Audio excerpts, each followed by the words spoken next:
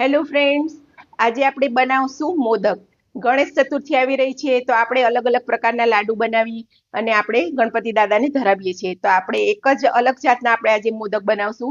જો કોઈને ના આવડતા હોય તો પણ ઇઝીલી આવડી જાય એવા છે અને એક જ વાસણની અંદર આપણો મોદક તૈયાર થઈ જશે. તો કેસર પિસ્તા મોદકની રેસીપી આપણે જોઈ લઈએ. તો તમે જો મારી ચેનલ પર નવા હો તો સબસ્ક્રાઇબ જરૂરથી કરજો. તો કેસર પિસ્તા મોદક બનાવવા માટે આપણે અહીંયા લીધી છે આ 1 વાટકી સોજી છે. તમે ઘરની કોઈ પણ વાટકી સેટ કરી શકો છો. જે વાટકી સોજી લઈ એનાથી અડધી વાટકી આપણે બેસન લેવાનું છે. 1 વાટકી ખાંડ લેવાની છે. જે વાટકી ભરીને સોજી લઈએ એ જ વાટકી ખાંડ લેવાની છે. અડધી વાટકી જેટલું મેં દૂધ લીધું છે. ફૂલ ક્રીમ દૂધ લઈ લેવાનું. અને આ મેં પિસ્તાની કતરણ કરી નાખી છે.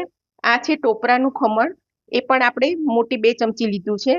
કેસર છે એને મેં દૂધમાં પલાળીને રાખી દીધું છે. ઇલાયચી છે એને મેં 3 મોટી ઇલાયચીને ક્રશ કરીને રાખી દીધી છે. તો હવે આપણે રેસીપી સ્ટાર્ટ કરશું. તો આપણે ગેસ ચાલુ કરી દીધો છે અને સૌથી પહેલા આપણે દૂધને ગરમ કરી લેશું. તો દૂધને ગરમ મૂકી દીધું છે. એની અંદર આપણે આ ખાંડ છે એની અંદર ઉમેરી દેશું. તો દૂધમાં ખાંડ નાખી દીધી છે ને આપણે એને હલાવી અને ખાંડ ઓગળી જાય અને દૂધ ઉકળી જાય એટલે પછી આપણે એને ગેસ પરથી ઉતારી લેશું. આપણી ખાંડ ઓગળી ગઈ છે અને દૂધનો ઉભરો આવી ગયો છે. તો હવે આપણે એને સાઈડમાં રાખી દઈશું. તો હવે આપણે દૂધને સાઈડમાં રાખી દીધું છે અને વાસણ મૂકી દીધું છે. તો એની અંદર આપણે ઘી મૂકશું. ઘી આપણે સરખું લેવાનું છે. સોજી એકદમ સારી રીતે શેકાય એટલું આપણે ઘી લેશું. તો ઘી ગરમ થઈ ગયું છે તો એની અંદર આપણે સોજી એડ કરી દઈશું. સોજીને ધીમો ગેસ રાખી અને આપણે શેકવાની છે. સોજી આખી પલળી જાય અને ઢીલી ઢીલી આ રીતે શેકાય એટલું આપણે ઘી લેવાનું છે. તો આપણે ધીમો ગેસ રાખી અને સોજી શેકવાની છે.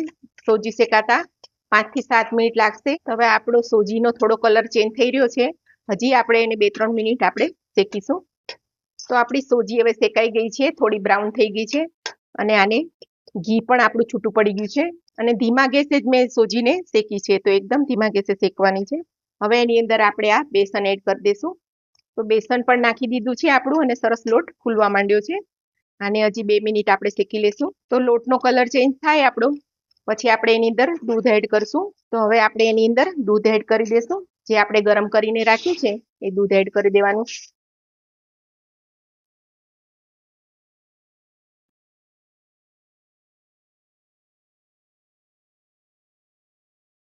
તો આપણું સોજી અને બેસન છે તો બધું દૂધને એ શોષી લેશે. આપણે આની અંદર જે કેસર પલાળીને રાખ્યું છે એ પણ આપણે એડ કરી દઈશું. કેસરને થોડુંક લસોટી અને એકદમ ગરમ દૂધમાં પલાળી રાખીશું 1 કલાક તો સરસ કલર આવી જાય છે. તો એકદમ ઇઝીલી એક જ વાસણમાં બની જાય છે. એમાં તળવાની દળવાની કે કાંઈ જરૂર નથી પડતી. અને તમે જો ફર્સ્ટ ટાઈમ તમે લડ્ડુ બનાવતા હોય તો પણ તમારો લડ્ડુ એકદમ પરફેક્ટ બનશે. હવે આની અંદર આપણે આ ટોપરાનું છીણ લીધું હતું એ પણ એડ કરી દઈશું અને સાથે આ ઇલાયચી પાવડર 3 ઇલાયચીને મેં વાટી લીધી છે. તો હવે લોટ કડાઈમાંથી છૂટો પડી જાય છે એટલે આપણું બેટર બની ગયું છે. આવું લોટ બંધાઈ જાય એવું આપણું થઈ જાય મિશ્રણ ત્યાં સુધી એને શેકી લેવાનું છે. તો હવે આપણું મિશ્રણ એકદમ લાડુ બની જેવું તૈયાર થઈ ગયું છે. એની અંદર આપણે આ પિસ્તા પણ મિક્સ કરી દઈશું. પિસ્તા મેં મોટી 3 ચમચી લઈ લીધા છે. તો હવે ગેસ બંધ કરી અને આપણે એને થોડી વાર ઠરવા દઈશું. તો હવે આપણું થોડું ઠંડુ થઈ ગયું છે બેટર અને આ મોદક બનાવવા માટે આપણે લઈ લીધું છે. તો એની અંદર આપણે આવી ચમચી નાની હોય એનાથી આપણે ભરી દઈશું અંદર.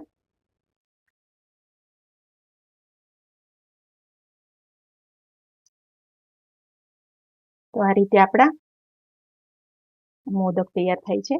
તો આપણા મોદક બનીને તૈયાર થઈ ગયા છે. ખૂબ જ ટેસ્ટી છે અને ખૂબ જ સરસ બન્યા છે. તો આપણા મોદક રેડી થઈ ગયા છે. ખૂબ જ સહેલાઈથી બની જાય છે અને કેસર પિસ્તા મોદક ખાવાની ખૂબ મજા આવે છે. તો આ વખતે ગણપતિ દાદાને તમે કંઈક નવો પ્રસાદ ધરાવજો.